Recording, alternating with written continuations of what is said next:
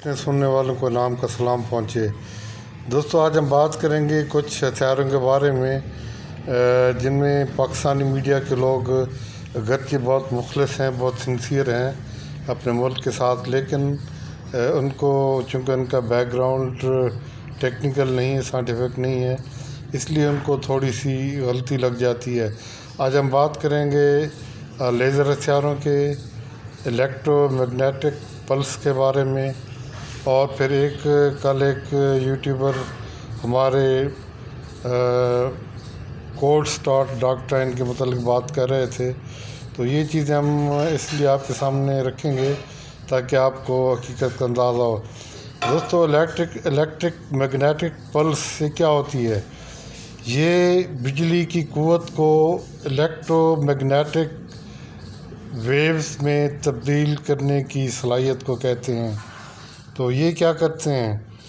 یہ ایک ایسی قوت بجلی کی خلق کر کے ایک ایسی الیکٹرو میگنیٹک طاقت میں تبدیلی لائی جاتی ہے اس ویو کی صورت میں۔ مثال کے طور پر اب جو ویپنز نظر آ رہے ہیں، سن رہے ہیں ہم، یہ میں میڈیا کی بات کر رہی، میرے پاس کوئی ایسے ذرائع نہیں جو مجھے بتاتے ہوں، تو وہ 100 میگا واٹ کی آپ اندازہ کریں کہ یہ ایک لاہور جتنے شہر کے لیے بجلی ہوتی ہے۔ 100 میگا واٹ اگر الیکٹرسٹی کو الیکٹرو میگنیٹک پلس میں تبدیل کیا جائے تو یہ جس بھی الیکٹرک انسٹالیشن پر پڑے گی، کسی بھی ایسی جگہ پر فوکس کی جائے گی جہاں پر الیکٹرک آلات ہوں، کمپیوٹرز ہوں، تو وہ ان کے سرکٹ کو پگھلا دیتی ہے، ڈس فنکشن کر دیتی ہے۔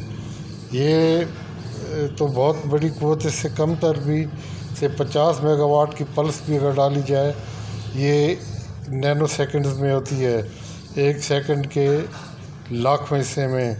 یہ پلس جیسے آپ دیکھتے ہیں نا، آپ نبض پہ آ سکتے تو نبض چڑھتی اترتی، یہ پلس یہیں سے لیا گیا ہے۔ تو یہ الیکٹرو میگنیٹک ویوز پلس کی صورت میں چلتی ہیں، ایک پڑی ویو، اس کے بعد وقفہ پھر پڑی، تو یہ خطرناک ہتھیاروں میں یہ ایک ہے۔ اس کے بعد لیزرز بنیادی طور پر فوٹون جو ہوتے ہیں، یہ روشنی کے ذرات ہوتے ہیں، ان کو کنسنٹریٹ کر کے پیرالل طور پر چلایا جاتا ہے۔ تو یہ بنیادی طور پر قوت کی ویوز ہیں، جسے آپ کہہ سکتے ہیں کہ پاور ویوز۔ یہ کیا کرتی ہیں؟ یہ کہیں اگر 50 میگا واٹ کی لیزر ہے تو وہ سمجھا کہ 50 میگا واٹ بجلی کو وہ فوٹون کی صورت میں، ہیٹ کی صورت میں ایک نقطے پر مرتکز کر کے داغی جا سکتی ہے۔ تو یہ ہیٹ پیدا کرتی ہے، یہ جلانے کام آتی ہے۔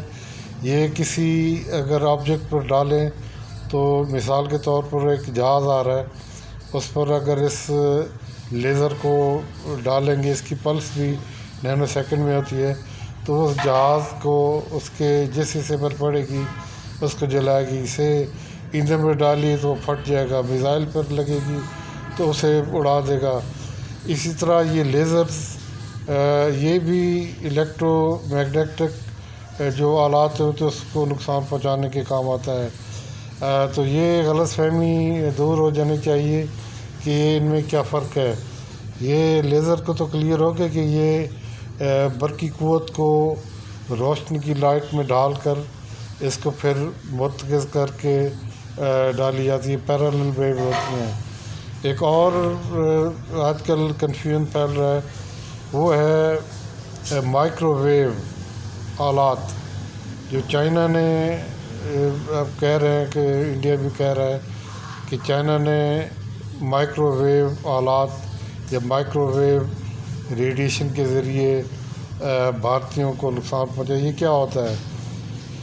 مائکرو ویو آپ کو پتہ ہے اوونز ہیں آپ کے پاس، یہ کیا کرتے ہیں؟ مائکرو ویو اوونز جہاں پر پانی کے مالیکیولز ہوتے ہیں ان کو گرم کرتے ہیں، تو جہاں پر پانی کے مالیکیولز نہیں ہوں گے وہاں پر یہ مائکرو ویوز کام نہیں کرتے۔ مثال کے طور پر آپ نے ایک گلاس رکھا ہے خشک، اس کو آپ 10 گھنٹے مائکرو ویو میں رکھیں، اس کا ٹیمپریچر فرق نہیں پڑے گا۔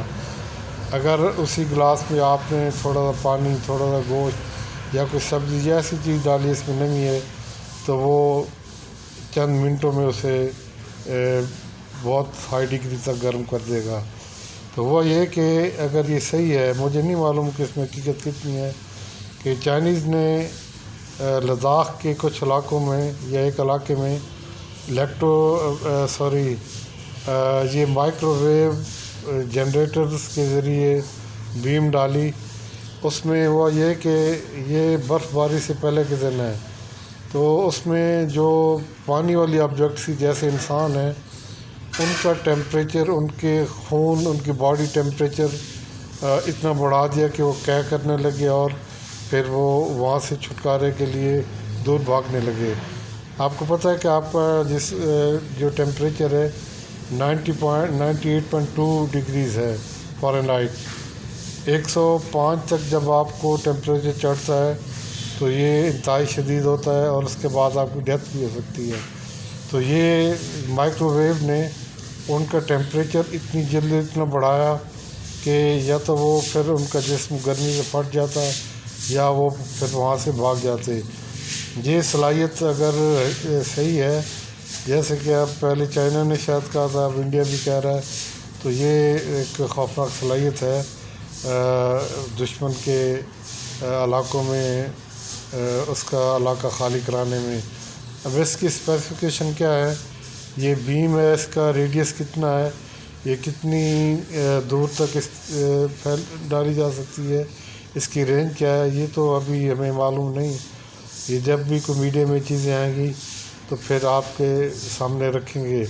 ایک اور بات، وہ کل ایک ہمارے یوٹیوبر کہہ رہے تھے کوڈ اسٹار ڈاکٹرائن، اس میں یہ تھا وہ تھا، اس میں ان کو تھوڑا سا اور زیادہ کلیئر کر کے کہتے کہ کوڈ اسٹار ڈاکٹرائن یہ بھارتی ایک نظریہ تھا کہ جب اب چونکہ ہم بہت چھوٹا ملک ہیں اور بھارت ہم سے 10 گنا بڑا ملک ہے، 10 گنا بڑی اس کی فوجی قوت ہے اور 50 گنا اس کی GDP ہے، اس کے باوجود پاکستان نے اس کی نس ڈالی ہوئی، ایسے سمجھیں کہ ہاتھی کو ایک نکیل سے باندھ کے رکھا ہے، تو وہ لازمی بات ہے کہ ہاتھی کو جھڑکتے ہوتی کہ یہ مجھے کس نے، ایک انسان نے الو بنا رکھا ہے، مجھے محکوم بنا رکھا ہے۔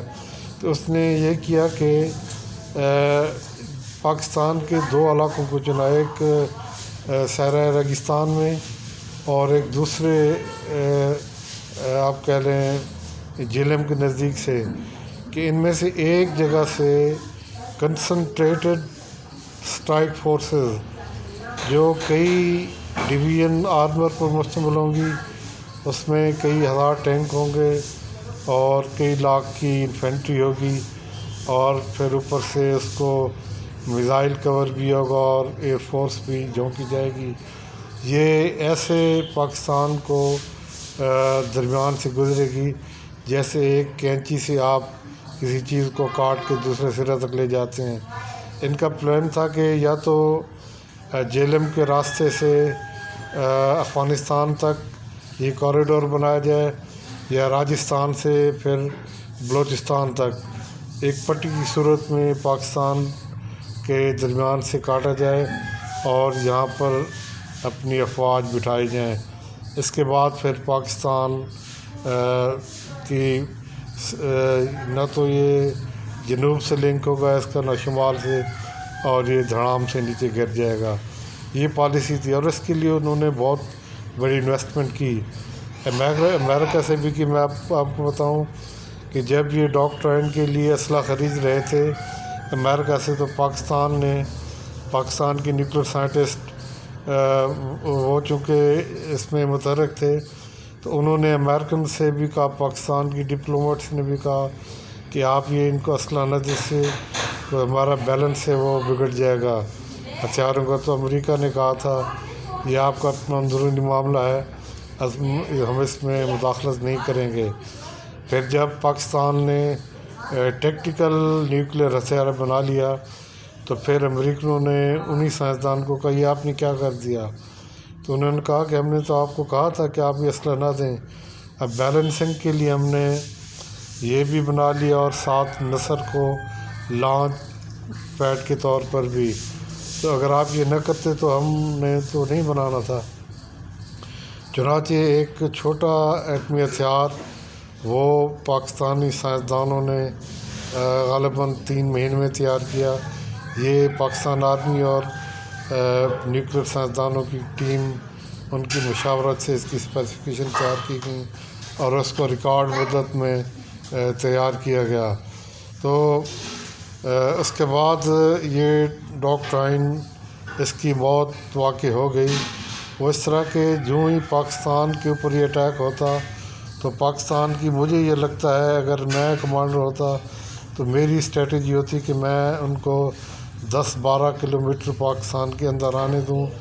جب اس کا نصف حصہ پاکستان میں داخل ہو جائے نصف حصہ بھارت میں ہو تو یہ جن کو بھارتی پھل جھڑی کہتے ہیں یہ ان پر چھوڑی جائے اور پوری کی پوری یہ ایکسرسائز یہ حملہ یہ وہیں پر دم توڑ دیتا. یہ تھی ان کی ڈاکٹرائن.